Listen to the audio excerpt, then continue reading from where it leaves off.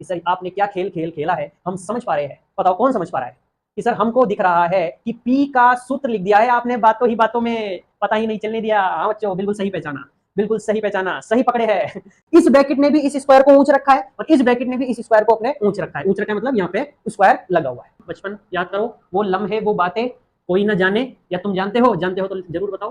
Hello my dear friends, तो कैसे हैं आप लोग?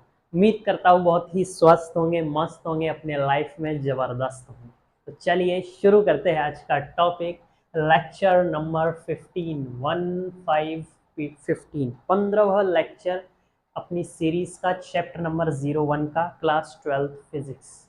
आइए देखते हैं आज जो चलेगा बच्चों टॉपिक, वो चलेगा अपना वैद्युत द्विध्रुव की अक्षीय स्थिति पर किसी बिंदु पर वैद्युत क्षेत्र की तीव्रता।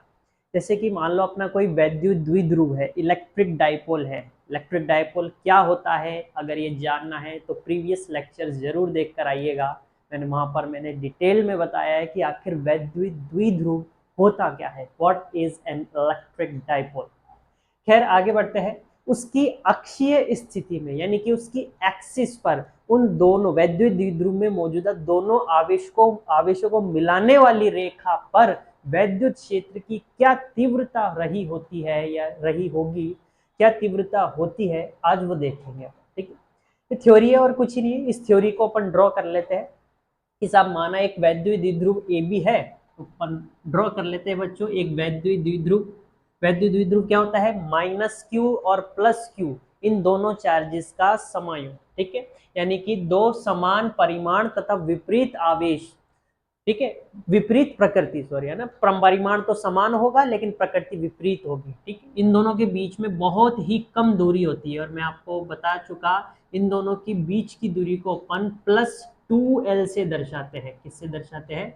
+2l से। सर +2l कैसे है कि साहब बच्चा l तो इस तरफ और l इस तरफ। सर ये क्या है फिर? ये है बच्चों इन दोनों का मध्य बिंदु, इन दोनों के बीच की दूरी का मध्य बिंदु। अब आप बताओ, ये दोनों अपोजिट चार्ज एक दूसरे से बहुत ज्यादा दूर हो सकते हैं क्या? सर ऐसा हो तो नहीं सकता, क्योंकि अपोजिट जेंडर ऑलवेज अट्रैक्ट। ये तो अपोजिट चार्ज है तो अट्रैक्ट करेंगे, तो फिर सर आपने दूरी कैसे दिखा दी? तो बच्चों माइक्रोस्कोपिक लेवल की दूरी है वो, जो कि बहुत छोटी होती है। तो माना कि बहुत छोटी है, जो कि मैंने बड़ा करके दिखाया, और उसका मध्य बिंदु क्या ले लिया, m।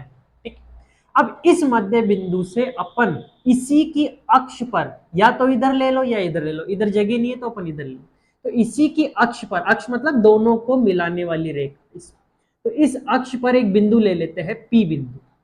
तो और उसकी जो दूरी नापेंगे वो इन दोनों के, एक से तो नाप नहीं सकते, तो इसलिए मध्य बिंदु से मान लेते हैं कि सर मध्य बिंदु से इसकी दूरी कितनी है, कि सर मध्य बिंदु से इसकी जो दूरी है वो है बच्चों अपने पास x। क्या मान लिया अपन ने? x।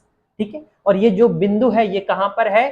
इन दोनों को, इस वैद्युत द्विध्रुव ए बी की अक्ष पर है। देखो इसमें यही चीज लिखी है, माना एक वैद्युत द्विध्रुव ए बी है जो -q तथा +q कूलाम आवेशों से मिलकर बना है, जिनके बीच की दूरी 2l मीटर है, l + l 2l मीटर, और यह एक ऐसे माध्यम में रखा है जिसका परावैद्युतांक k है। मान लो ये वायु में न रखकर किसी भी पर्टिकुलर रैंडम मीडियम में रखा है, किसी भी रैंडम माध्यम में रखा है, जिसका परावैद्युतांक या सापेक्षिक परावैद्युतांक कितना दे रखा है, E। ठीक है, वैद्युत द्विध्रुव के मध्य बिंदु O है, हमने M मान लिया, चलो कोई बात नहीं, O मान लेते, ये लो सब O है। O से अक्षीय स्थिति में r मीटर दूरी पर एक बिंदु P है। इस O से अक्षीय स्थिति में, O से अक्षीय स्थिति, अक्षीय स्थिति कौन सी? दोनों को मिलाने वाली रेखा वाली, ये जो रेखा होती है इसको बोलते हैं अक्ष। दोनों की रेखा को मिलाने वाली रेखा को बोलते हैं अक्ष। इस अक्षीय स्थिति पर कोई बिंदु है P, ये रहा सर P बिंदु, और ये जो है r मीटर दूरी पर है। ये लो, चलो r ले लो, r लिखा है तो r ले लो, जो भी लिखा है वो लेना, x लिख लो, कुछ भी मान सकते हो कोई। ठीक है, ज्यादा वो वाली बात नहीं। दूरी पर एक बिंदु P है जहां हमें वैद्युत क्षेत्र की तीव्रता का व्यंजक ज्ञात करना है। तो हमें इस बिंदु पर इस वैद्युत द्विध्रुव की वजह से जो वैद्युत तीव्रता रही होगी वो निकालनी है। क्या पिक्चर क्लियर है? तो मकसद समझ में आया, करना क्या है कि सब ये करना है। अच्छा सर ठीक है, मान लिया। अब चलिए शुरू करते हैं डेरिवेशन अपना। अब आप मेरे को बताओ अगर मैं इन दोनों चार्जेस, ये दोनों आवेशों की वजह से सेपरेटली वैद्युत क्षेत्र अगर कैलकुलेट करूं, तो इस P बिंदु पर इसकी वजह से जो वैद्युत क्षेत्र की दिशा रहेगी वो बतानी है, और इसकी वजह से जो दिशा रहेगी वो बतानी है। अच्छा सर बताते हैं। तो अब मैंने आपको बताया था कि प्लस चार्ज, जो प्लस आवेश होता है, जो धनावेश होता है, वहां से वैद्युत क्षेत्र निकलता है या उस पर आकर के खत्म होता है। तो सर याद आ गया, प्लस क्यू की वजह से निकलता है, तो यहां से वैद्युत क्षेत्र निकल रहा होगा, बाहर जा रहा होगा। तो इस पी बिंदु पर इसकी वजह से जो वैद्युत क्षेत्र की दिशा आएगी वो किस तरफ आएगी, बाहर जाती हुई, यानी कि सर इस तरफ, यो। किसकी वजह से, प्लस क्यू की वजह से। तो इसको अपन बोल देते हैं ई बी, यानी कि इलेक्ट्रिक फील्ड किसकी वजह से, बी वाले बिंदु की वजह से या बी वाले चार्ज की वजह से, जो कि प्लस। माइनस क्यू की वजह से, माइनस क्यू पर जो वैद्युत क्षेत्र है वो आकर के खत्म होता है, यानी लैंड करता है। तो इस पी बिंदु पर इस आवेश की वजह से जो वैद्युत क्षेत्र रहेगा वो किस तरफ करेगा, इसको आकर्षित करता हुआ, यानी कि माइनस क्यू पर वैद्युत क्षेत्र खत्म होता है। तो यहाँ तो इसकी इस पर इसका जो वैद्युत क्षेत्र होगा वो कुछ इस तरफ से आ रहा होगा और इस पर आकर के खत्म हो रहा होगा। तो इस तरफ से अगर आ रहा होगा और इस पर आकर के खत्म हो रहा होगा, तो पी बिंदु पर इसकी वजह से वैद्युत क्षेत्र वो किस तरफ हो जाएगा, इस तरफ हो जाएगा सर। हाँ अब आ रहा है सर थोड़ा सा। इसकी वजह से वैद्युत क्षेत्र की दिशा इस तरफ, इसकी वजह से दिशा इस तरफ। अब आप मुझे बताओ कमेंट में कि दोनों में से बड़ा कौन सा हो सकता है, किसकी संभावना है ज्यादा बड़ा होने की। ई बी का जो मान है वो ज्यादा बड़ा होगा या ई ए का जो मान है वो ज्यादा बड़ा होगा। तो सर आपने बताया था कि जो वैद्युत क्षेत्र है वो आवेश से जितना दूर जाते रहते हैं उतना ज्यादा क्षीण होता जाता है। जैसे मैंने आपको एग्जांपल भी दिया था एक लेक्चर में, जब वैद्युत क्षेत्र पढ़ा रहा था कि यहाँ इस चार्ज की वजह से उस तरफ जाकर जाएंगे तो चांद पोल तक जाते जाते तो खत्म हो जाएगा, क्योंकि वो इससे बहुत ज्यादा दूर है। वैसे ही दूरी के हिसाब से आप मुझे बताओ कि पी बिंदु किसके ज्यादा पास है, प्लस क्यू के या माइनस क्यू के, बी बिंदु के या ए बिंदु। तो साफ साफ दिख रहा है बी बिंदु के, यानी इसका प्रभाव जो रहेगा पी बिंदु पर वो ज्यादा रहेगा कंपैरिजन टू। क्यों, क्योंकि पी बिंदु इससे तो अधिक दूरी पर है और इससे कम। इसलिए अपन ये कह सकते हैं कि ई बी का मान ज्यादा रहा होगा किससे, ई एस। ठीक है, आगे बढ़ते हैं। अब क्या करना है, अब बताओ। अब अपन क्या करेंगे, परिणामी वैद्युत क्षेत्र निकालते हैं। मतलब ये जो चीज मैंने आपको समझाई, अब इसको भाषा में भी लिखना है, तो चलिए लिखते हैं। तो पहली चीज अपन लिखते हैं, प्लस क्यू आवेश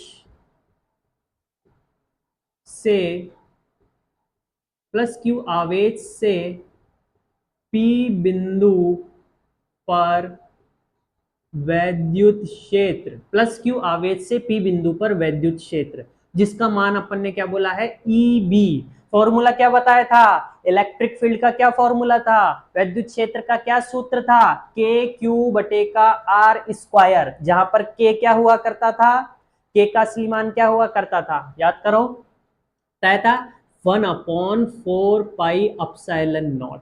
लेकिन बच्चों यहाँ पे जो माध्यम है वो ई आर भी दे रखा है, इसलिए अपन क्या करेंगे, एप्सिलॉन नॉट के साथ ई आर भी चिपका दें। ये चीज मैंने आपको शुरू के लेक्चर्स में बता रखी है, किसी को कंफ्यूजन हो रही है तो वो लेक्चर्स जरूर देख कर आए। सर ये फॉर्मूला कैसे लिख दिया, तो वो लेक्चर्स जरूर देख कर आ रहा, ये तो आपको डाउट ही डाउट क्रिएट होंगे। ठीक है, अब के हो गया, ये क्यू, क्यू कौन सा माना है, प्लस क्यू, तो क्यू बटे का आर स्क्वायर। तो सर प्लस क्यू से इसकी दूरी कितनी है, ये दूरी कितनी है सर, सर ये दूरी तो आपने मेंशन ही नहीं करी, लेकिन अपन निकाल तो सकते हैं। सर कैसे, कि सर यहां से यहां तक की दूरी पता है मेरे को आर, अगर यहां से यहां तक की दूरी में अगर इतनी सी दूरी हटा दूं तो ये बची हुई आ जाएगी सर।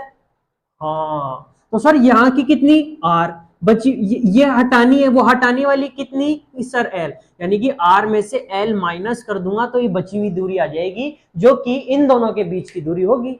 आ गया आ गया आ गया, तो इसलिए इन दोनों के बीच की दूरी कितनी है, आर माइनस एल का स्क्वायर।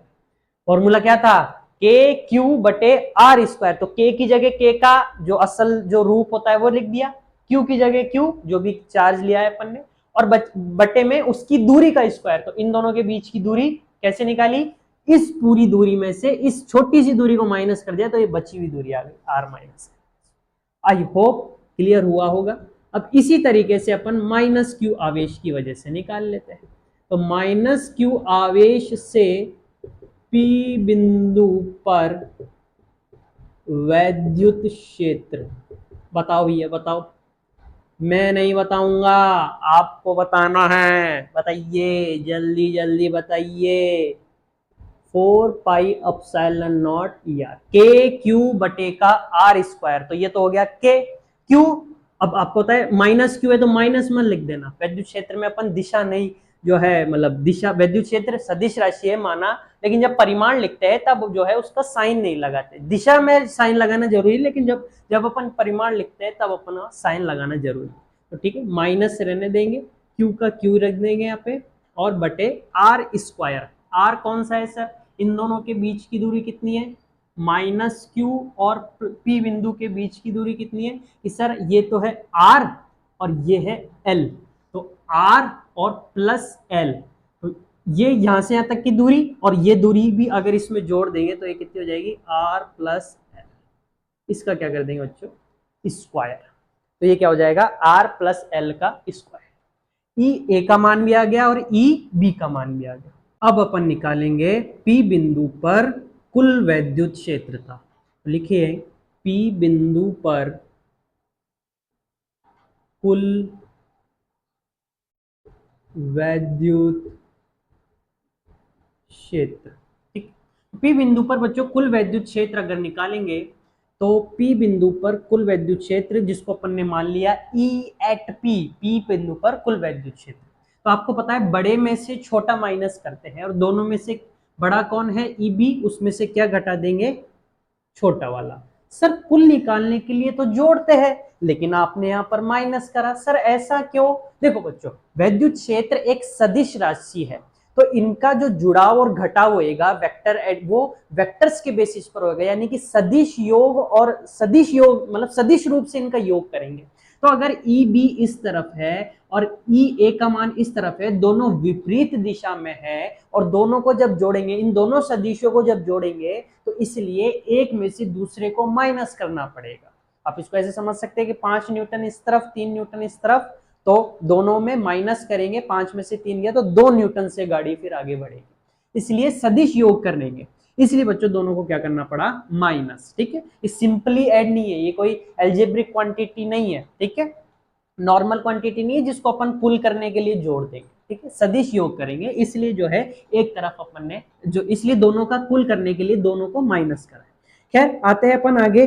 तो E एट P क्या आ जाएगा बच्चों, EB का मान क्या है बच्चों, EB का मान है 1/4 पाई अपसाइलन नॉट अपसाइलन R, और Q बटे का R माइनस L का होल स्क्वायर। ये तो हो गया EB का मान, इसमें से घटाना है EA का मान। EA का मान क्या है सर, ये रहा, घटा दो तो ये रहा, तो अपसाइलन नॉट अपसाइलन R और Q बटे R प्लस L का होल स्क्वायर, तो इसमें से ये घटाना है। सर कुछ कॉमन आ रही है तो वो निकाल लेते हैं पहले, ताकि घटाना आसान हो जाए। तो कॉमन क्वांटिटीज दिख रही है कि आपको, ये चीजें, ये चीज इसमें भी आ रही है, इसमें भी आ रही है, तो एक एक कर लेंगे, बाहर निकाल लेंगे दोनों। क्यू भी बच्चों दोनों में कॉमन आ रहा है, तो इसको भी बाहर निकालेंगे, तो फाइनली E एट P क्या बन जाएगा, एक तो Q बार आ गया क्योंकि कॉमन है दोनों में, और नीचे वाली 1/4 पाई अपसाइलन नॉट अपसाइलन R ये भी बाहर आ गया। तो सर फिर अंदर क्या बच गया, तो इसमें से ये दोनों बाहर करें तो क्या बच गया अंदर, 1/R माइनस एल का होल स्क्वायर, और सर इसमें क्या बच गया, ये भी बाहर और क्यू भी बाहर, तो क्या बच गया, केवल नीचे 1/R प्लस एल का होल स्क्वायर। ये लो, क्या पिक्चर क्लियर है, यस सर पिक्चर क्लियर है। अब दोनों को माइनस करते हैं तो दोनों का यहाँ पर एलसीएम लेना पड़ेगा। आइए बच्चों एलसीएम लेते हैं, तो E एट P क्या आ जाएगा सर, अपने पास आ जाएगा Q बटे 4 pi epsilon nought epsilon R, और एलसीएम कैसे लेंगे सर, कि सर एलसीएम क्या, एलसीएम जब कुछ ही नहीं दिखता तो क्या करते हैं, दोनों राशियों को गुणा कर देते हैं और वही अपना एलसीएम हो जाता है। तो R माइनस एल का होल स्क्वायर और R प्लस एल का होल स्क्वायर, दोनों राशियों को गुणा करते हैं, ये हो गया एलसीएम। अब यहाँ पर इसके नीचे ये तो पहले से बैठा है, ये नहीं बैठा है, इसलिए इससे गुणा कर देंगे, तो R प्लस एल का होल स्क्वायर। बीच में क्या लग रहा है, माइनस, तो माइनस टिका दो। सर यहाँ पर क्या लिखेंगे, इस तरफ कि सर एलसीएम लिया है ये पहले से बैठा है यहाँ, ये नहीं बैठा, तो जो नहीं बैठा वो लिख दो r माइनस एल। सिंपल सी बात। अब सर अब क्या करेंगे, अब बच्चों यहां पर अपन लगाएंगे एक आइडेंटिटी, a प्लस बी का whole square a minus B का होल स्क्वायर। सर ये आइडेंटिटी लगेगी, हाँ देखो सर कैसे, a प्लस बी का होल स्क्वायर कौन बताएगा क्या होती थी बचपन, याद करो, वो लम्हे वो बातें कोई ना जाने, या तुम जानते हो तो जरूर बताओ कि सर ये है। और a माइनस बी का होल स्क्वायर क्या होता था, A square minus 2ab plus B square. बस एज इट इज ये आइडेंटिटी यहाँ पे अप्लाई कर देंगे, कर दो सर अप्लाई, तो E एट P क्या आ जाएगा, Q बटे, ये तो साथ में चल ही रहा है, ये तो आना ही आना है दहेज की जैसे, ठीक। R प्लस एल का होल स्क्वायर, मैं समर्थन में नहीं हूं, बस वो निकल गया, ठीक। R प्लस एल का होल स्क्वायर करेंगे तो a प्लस बी का होल स्क्वायर करा तो क्या आ गया, A square plus 2ab plus B square, यानी कि A square R square plus 2rl plus B square, यानी l का स्क्वायर। यहां पर भी कर देंगे बच्चों, तो a माइनस बी का whole square, A square minus 2ab plus B square plus B square, ये लो सर खत्म, फिनिश। अब इसका क्या करेंगे सर, इसको एज इट इज रहने दो, इसको अपन बच्चों ऐसे भी लिख सकते हैं, कंप्लीट स्क्वायर। इसका मतलब है ये बड़ा ब्रैकेट के बाहर स्क्वायर लग रहा है, इसका मतलब ये स्क्वायर इस पे भी टिका हुआ है, ये स्क्वायर इस पे भी टिका हुआ है, इस ब्रैकेट ने भी इस स्क्वायर को ऊंच रखा है और इस ब्रैकेट ने भी इस स्क्वायर को अपने ऊंच रखा है, ऊंच रखा है मतलब यहाँ पे स्क्वायर लगा हुआ है। सर ऐसा करा क्यों, लेकिन क्या फायदा, क्योंकि अब यहां पर अपन एक और आइडेंटिटी लगा सकते हैं, a plus b a minus b. बताओ ये फोटो नजर आ रही है यहाँ पे, a plus b a minus b, हाँ सर नजर तो आ रही है, तो ये क्या होता है ए स्क्वायर माइनस बी स्क्वायर। तो सर अब की बार यहाँ पे ये भी अप्लाई कर देंगे और साथ ही साथ ये ब्रैकेट ओपन कर देंगे, ये जो ब्रैकेट लग रहा है ना बच्चों, ये वाला अब अपन ओपन कर देंगे, यानी कि माइनस अंदर मल्टीप्लाई कर देंगे। आ जाओ माइनस मल्टीप्लाई कर देते हैं, तो अपने पास क्या बन जाएगा, ये तो एज इट इज पड़ा रहेगा, अभी इसका कोई काम नहीं है। और यहां पर क्या बच गया, r square plus 2rl plus का एल स्क्वायर। अब देखो माइनस अंदर मल्टीप्लाई करो, तो माइनस का तो आर स्क्वायर, और ये पहले से माइनस का है, माइनस से मल्टीप्लाई होके प्लस का हो जाएगा, ये प्लस का है माइनस से मल्टीप्लाई होके माइनस का हो जाएगा। और सर इसका क्या करा था, ए plus b a minus B, A square कर दिया था और बी स्क्वायर कर दिया था, और ये जो बाहर स्क्वायर बैठा है इसको तो भूल ही नहीं सकते, इसको थोड़ा ना भूलेंगे, इसको बदला है खाली, आइडेंटिटी तो यहां तक अप्लाई हुई है, ये तो बाहर पहले से ही बैठा है ना। सर कुछ कट रहा है यहाँ पर, हाँ देखो प्लस का आर स्क्वायर माइनस का आर स्क्वायर, खत्म टाटा बाय बाय, प्लस का एल स्क्वायर माइनस का एल स्क्वायर, खत्म tata bye bye, plus 2rl plus का, भाई दो और दो क्या होता है 4, तो प्लस 2rl क्या हो जाएगा, प्लस का 4rl। बताओ होगा नहीं होगा, हाँ सर बिल्कुल होगा 4rl। और नीचे क्या बच गया सर, कुछ ही नहीं, एज इट इज बिल्कुल ऐसा का ऐसा, r square minus l square का कंप्लीट स्क्वायर। अब क्या करेंगे सर, तो अब आप एक काम करो, पहले तो ये उतारो ताकि मैं इसे मिटान कर आगे बढ़ सकूं, ठीक है, उतार लिया 1 2 3 4, चलो अब देखते हैं आगे क्या करना है। आइए अब देखो, मैंने आपको क्या बताया था कि ये जो वैद्युत द्विध्रुव होता है, इसका जो मध्य बिंदु होता है, जिसको अपन ने यहां पर O से प्रदर्शित किया था, आपने आप डायग्राम में देखो अपने O से प्रदर्शित कर रखा है, ये हालांकि मैंने इसको दिखा रखा है मध्य बिंदु, पर ये असल में बहुत ही, दोनों के बीच की दूरी कितनी होती है, बहुत ज्यादा कम होती है।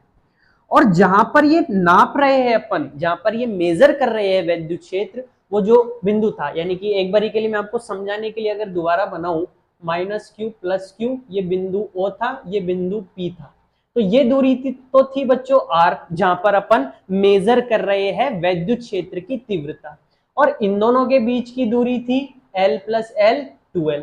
तो मैं आपको ये बताना चाह रहा हूं बच्चों, इन दोनों के जो बीच की दूरी होती है वो इसके मुकाबले, जहां पर अपन को वैद्युत क्षेत्र की तीव्रता निकालनी है, उस दूरी के मुकाबले बहुत ही ज्यादा कम होती है।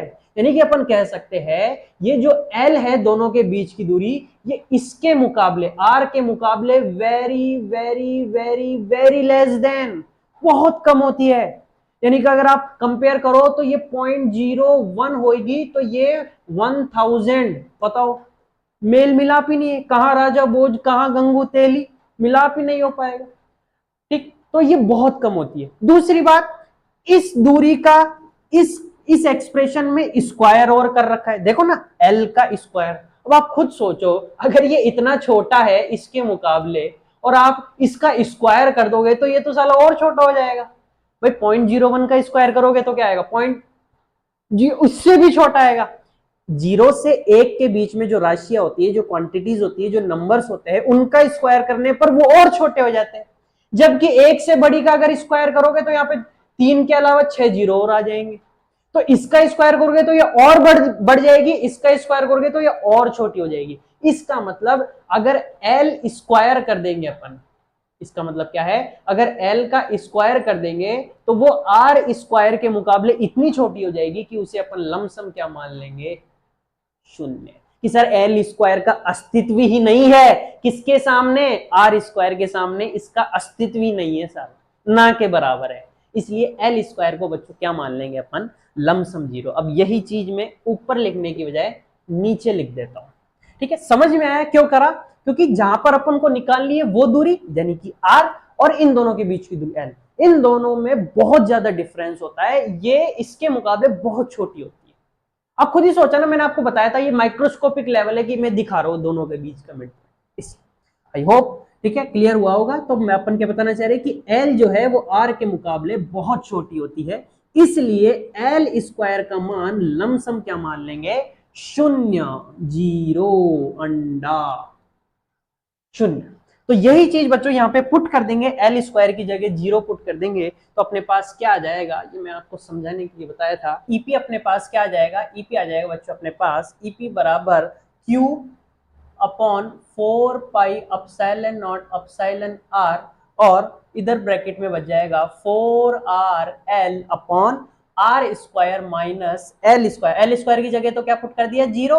तो जैसे ही इस आर स्क्वायर में से जीरो माइनस करोगे तो क्या आ जाएगा, भाई दो में से जीरो घटाएंगे तो क्या, दो, तो आर स्क्वायर में से जीरो घटाओगे तो क्या, आर स्क्वायर। और बाहर क्या लग रहा है, बाहर तो पहले से ही लग रहा था भाई, ये स्क्वायर तो पहले से लग रहा था, इसको थोड़ा ना भूल सकते। ये लो सर, ये आ गया अपने पास। ठीक है, पिक्चर क्लियर है। अब देखना अब क्या करना है, तो बच्चों ये क्या हो जाएगा, आर स्क्वायर का स्क्वायर, तो आर की घात 4, जब घात की घात छट जाती है तो घात मल्टीप्लाई हो जाती है, यानी कि 2 गुणा 2 4। तो नेक्स्ट स्टेप में अपन आर की घात क्या लिख देंगे, 4। दूसरी बात, ये जो 4 है बच्चों, इसको क्या मैं 2 गुणा 2 लिख सकता हूं, सर क्यों, बच्चों 2 गुणा 2 भी तो 4 ही होता है। सर लिखना क्यों है, लेकिन अभी देखो लिखना क्यों है, इस 4 को क्या लिख सकता हूं मैं, 2 गुणा 2। देखो बताना सही लिख रहा हूं क्या ना, यहां पर क्या है पहले से q, और यहां पे क्या लिख दिया मैं, 2 गुणा 2, क्या लिख रहा हूं, 2 गुणा 2। तो 1 2 तो लिख दिया बच्चों मैंने यहां पर, और 1 2 आ गया यहां पर। बताओ क्या गलती कर दी मैंने, कुछ ही नहीं सर, बिल्कुल एक ही बात है सर। यहाँ पे या तो 4 लिख दो या 2 गुणा 2। सर ये दोनों ब्रैकेट भी तो गुणा ही हो रहे हैं, हालांकि मैंने गुणा लगा नहीं रखा, लेकिन आपको अंडरस्टूड है कि भाई 2 ब्रैकेट अगर लिखे हैं और बीच में साइन नहीं है तो मल्टीप्लाई हो। हाँ सर ये 4 ही लिखा है, कोई गलती नहीं। अब क्या करूंगा मैं नेक्स्ट स्टेप में, इस Q को इधर लिख दूंगा, इस R को इधर लिख दूंगा। सर ऐसा कर क्यों रहे हो, अभी देखते जाओ बस। अच्छा अंतर होएगा क्या, इस Q को अगर इधर लिख दूं और R को इधर ले आऊं तो कुछ अंतर होएगा क्या इनमें, सर पहले भी गुणा ही हो रहे थे, अभी भी तो Q R से गुणा ही हो रहा है, और आप R यहाँ पे Q यहाँ पे कर दोगे तो भी ये दोनों आपस में गुणा ही होंगे। और आपको पता है गुणा चाहे कैसे भी कर लो, चाहे 2 गुणा 3 कर लो, चाहे 3 गुणा 2 कर लो, 6 ही आता है। तो इसलिए मैं क्या कर रहा हूँ बच्चों, R को यहाँ पे ले आता हूँ, तो ये क्या बन जाएगा, 2R 4 pi epsilon nought epsilon R, और यहाँ पे क्या हो गया बच्चों, 2 तो पहले से था, 2 तो क्या था पहले से था, और यहाँ पे Q और लिया है तो ये बन गया Q मल्टीप्लाई बाय 2L। अब आपको आ रहा होगा थोड़ा थोड़ा कि सर आपने क्या खेल खेला है, हम समझ पा रहे हैं। बताओ कौन समझ पा रहा है कि सर हमको दिख रहा है कि P का सूत्र लिख दिया है आपने बातों ही बातों में, पता ही नहीं चलने दिया। हाँ बच्चों बिल्कुल सही पहचाना, बिल्कुल सही पहचाना, सही पकड़े है। हमने P का सूत्र लिख दिया है, P बराबर Q मल्टीप्लाई बाय 2L। देखो दिख रहा है, चेंज कुछ ही नहीं करा है, बस वही का वही है, लेकिन इसको रीअरेंजमेंट, इसका पुनर्विन्यास इस तरीके से कर दिया कि ये पी का सूत्र प्रकट हो गया अपने आप में। हाँ सर, अब समझ में आ रहा है थोड़ा। तो देखो बच्चों, अब इसकी जगह क्या रख देंगे, इसकी जगह क्या लिख देंगे अपन, पी। दूसरी बात, ये जो आर की घात 4 है और ऊपर आर है, तो एक आर से इसका एक आर कैंसिल, तो कितने आर बच गए नीचे, 3 आर। तो ईपी बराबर क्या आ गया, ईपी बराबर आ गया ये रहा 2 4 पाई अपसाइलन नॉट आर, और यहां पर आ गया पी, और नीचे क्या आ गया, आर का। इसको इसको बच्चों एक अच्छी तरीके से आप ऐसे लिख सकते हो कि सर 2 को उधर भेज दे, तो सर ये क्या बन जाएगा, इधर तो रह जाएगा एक और इधर बन जाएगा। तो वैसे तो यही सूत्र जो है याद रखना चाहिए, लेकिन सामने तौर पर इतना बड़ा याद नहीं रखा जाता, तो अपन क्या करते हैं, इसको के से बदल देते हैं। इसको किससे बदल देते हैं, के से बदल देते हैं। ठीक है, मैंने आपको बताया था इस बड़ी राशि को के मानते हैं, तो क्या बन जाएगा ये 2kp बटा एक्स क्यूब। ठीक है, अब या तो आप क्या करो, इसको के से बदल दो, या फिर आप ये भी नहीं करो तो आप ये भी लिख सकते हो कि सर हमको पता है वायु या निर्वात के लिए, वायु या निर्वात के लिए जो ER होता है उसका मान क्या होता है, 1। याद करो, मैंने आपको बताया था वायु या निर्वात के लिए ER का मान 1 लिखा जाता है परावैद्युतांक की फील्ड में। तो अपन क्या कर देंगे, इस ER की जगह 1 कर देंगे, तो इस पूरे को 1 से गुणा करोगे तो क्या आएगा, यही तो आएगा। अरे -3 गुणा 1 -3, 5 गुणा 1 5, तो 1 से किसी को भी मल्टीप्लाई करो वही नंबर आ जाता है। तो इसका होना, इसका लिखना ना लिखना बराबर है, तो इसलिए ईपी क्या बन जाएगा, 1/4 पाई अपसाइलन नॉट 2p बटे आर क्यूब, आर का क्यूब। और इसको अपन क्या बोलते थे, के। इसको क्या बोलते थे, के, जिसका मान क्या होता था, बताएगा कोई, उसका मान क्या होता था। तो इसलिए ये आंसर आ जाता है 2kp बटे आर क्यूब। अब यहां जहां पर के बराबर क्या है, 9 गुणा 10 की घात 9, तो ये मान अपन डायरेक्ट पुट कर सके, इसलिए बच्चों इसको ऐसा बदला जाता है। असल में तो यही होता है, क्योंकि भैया माध्यम कुछ भी हो सकता है द्विध्रुव आपका वायु या निर्वात में नहीं रखा हो, जल में रखा हो, और जल का परावैद्युतांक दे रखा हो, तो फिर उस समय आप ये थोड़ा ना लगाओगे, उस समय ये लगाओगे तो गड़बड़ हो जाएगी। इसलिए बच्चों असल तो यही होता है, लेकिन सामान्यतः तौर पर जब कुछ ही नहीं दे रखा होता तो अपन वायु मानते हैं कि साहब जो भी चीजें वायु में रखी है, और के का जो है डायरेक्ट जो है मान पुट कर देते हैं और आंसर आ जाता है। ठीक है, तो ये था बच्चों आपके पास वैद्युत क्षेत्र की तीव्रता, कहां पर, वैद्युत द्विध्रुव की अक्षीय स्थिति पर। क्या आया है, E@P बराबर 2kp बटे आर क्यूब, जहां पर आर क्या है, वैद्युत द्विध्रुव के मध्य बिंदु से, या आप मध्य बिंदु ना भी बोलो तो भी चल जाएगा कि साहब वैद्युत द्विध्रुव से उस बिंदु की दूरी जहां पर अपन को वैद्युत क्षेत्र निकालना। पी क्या है, वैद्युत द्विध्रुव आघूर्ण, और के क्या है, ये 9 गुणा 10 की घात। पिक्चर क्लियर है। ठीक है, तो अब अपन देखते हैं, ये तो था अक्षीय स्थिति पर, इसलिए बच्चों इसको E@P बोल देते हैं। E@P ना बोलकर कभी कभी E एक्सिस भी बोला जाता है, जिसको अक्ष बोलते हैं, अक्ष। तो ई अक्ष या एक्सिस कितना आ गया, 2kp बटे आर। अब अपन निकालते हैं इसके विषुवतीय तल पर, यानी कि एक ऐसी जगह पर, ये तो था अक्षीय स्थिति पर, अब निरक्षीय हो जाएगी।